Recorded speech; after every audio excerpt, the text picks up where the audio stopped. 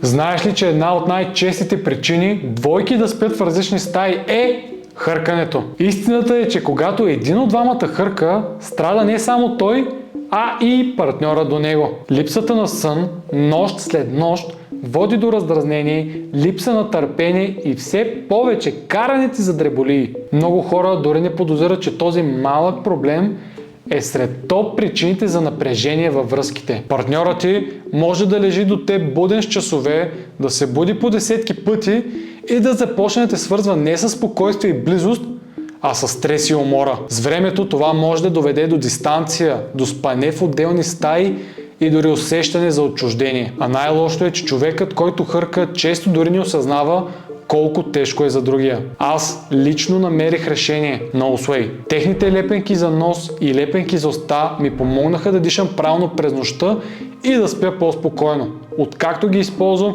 не само аз се будя по-свеж, но и половинката ми най-накрая може истински да си почива. Ако хъркането е проблем и във вашата връзка, вижте линка в биото и пробвайте продуктите на Nosway. Разликата ще усетите и двамата още на първата нощ.